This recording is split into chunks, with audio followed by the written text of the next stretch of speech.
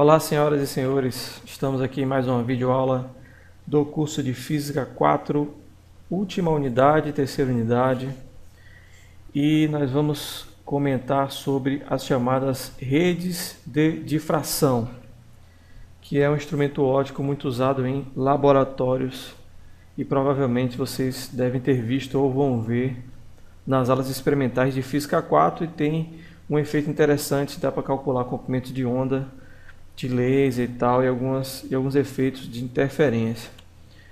Muito bem. Como eu disse, a rede de difração é um componente óptico que apresenta um padrão regular de fendas. Então essa daqui é a imagem de uma rede de difração usada em laboratório, né? Não dá para ver as fendas porque elas são muito próximas, mas isso aqui é como se fosse uma malha e que existe uma separação regular de fendas, tanto na horizontal quanto na vertical. Observando o reflexo, veja que é possível enxergar as componentes das cores da luz que está incidindo, e daqui a pouco a gente vai ver por que isso acontece, tá? Fazendo um diagrama esquemático para entender essa rede de difração, a ideia é basicamente essa aqui, ó. Então imagine que eu tenho aqui a rede de difração vista de lado. Então eu tenho fendas dispostas regularmente a uma distância d entre elas, e eu incido luz paralela, né? Luz plana paralela do jeito que está aqui, com um comprimento de onda lambda. No momento que essa luz incide, cada fenda age como uma fonte secundária, seguindo o princípio de Huygens. E se eu coloco um anteparo a uma certa distância L, cada fonte de onda secundária dessa vai gerar uma onda que, por sua vez, vai interferir com a outra e vai gerar, portanto, um padrão de interferência aqui no ponto P. E a ideia aqui é justamente a gente prever, a gente descrever quantitativamente esse padrão de interferência. Bom, então como eu falei, cada fonte age como uma fonte de luz secundária, gerando um padrão de interferência característico. Então esse aqui seria o padrão que se observa quando você incide um laser vermelho numa rede de difração. Então nós vemos um ponto central vermelho e pontos laterais aqui, ó. Então esse aqui é mais ou menos o que se observa quando se faz o experimento com uma rede dessa aqui no laboratório utilizando um laser vermelho. Isso aqui é o que se observa se você botar uma rede de difração, olhar através de uma rede de difração, né, em direção a uma fonte branca. A gente observa vários pontos coloridos e isso tem a ver com um padrão de difração também. Muito bem, vamos para uma descrição quantitativa.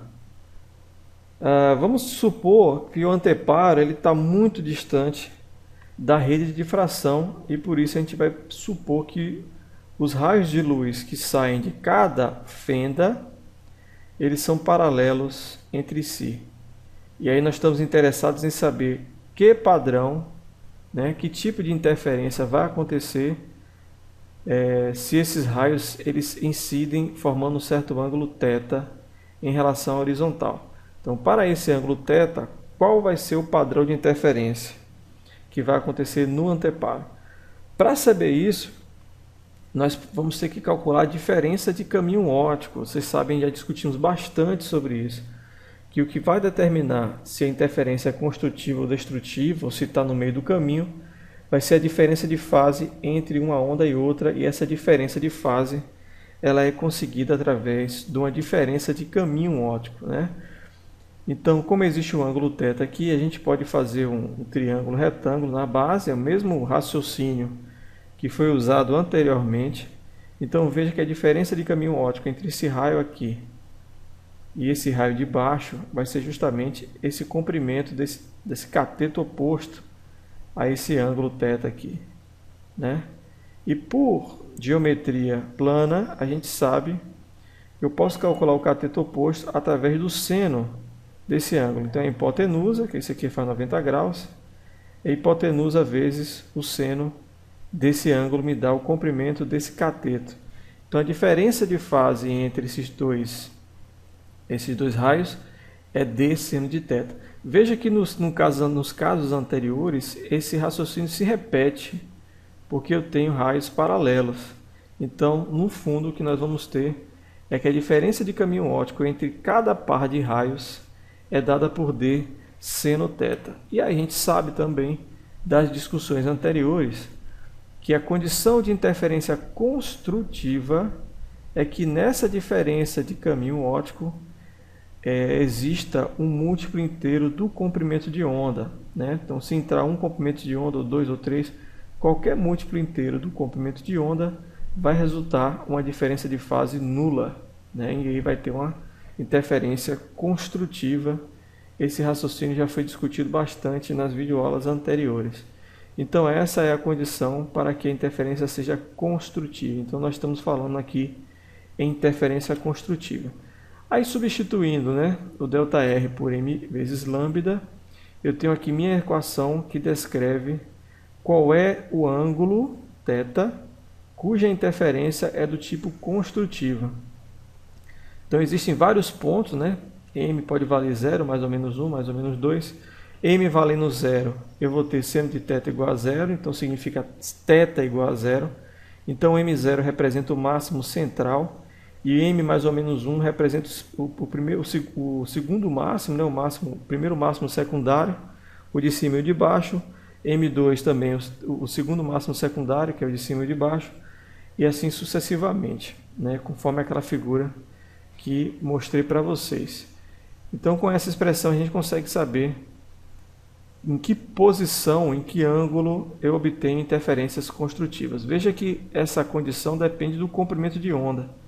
Então, a depender do comprimento de onda, eu vou ter pontos de máximo em posições diferentes.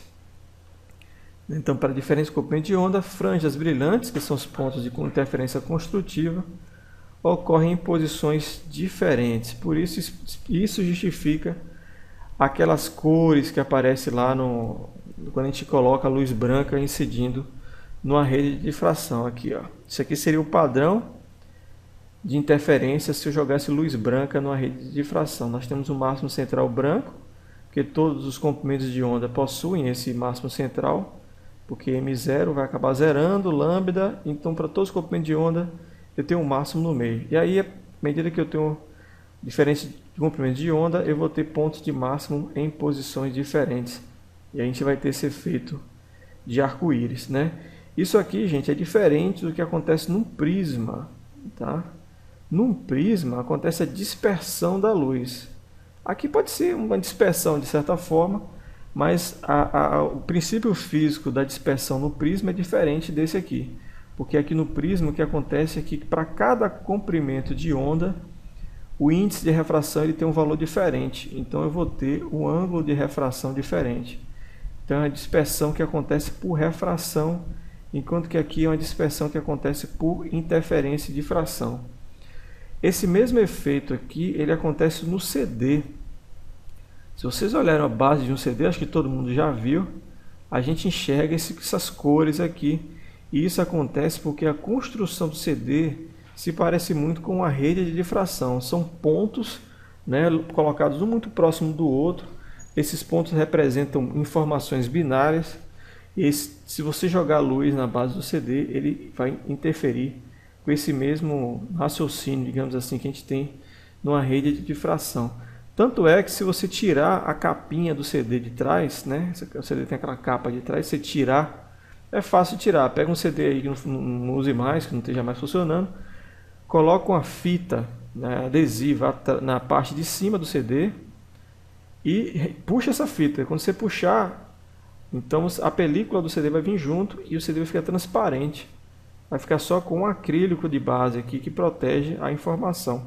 Aí se você incidir um laser, desses lasers mesmo que vende em loja da China, você incidir um laser ali, você consegue ver um padrão de interferência e difração, tal qual o padrão da rede de difração. É uma experiência bem simples que vocês podem fazer em casa sem muito custo.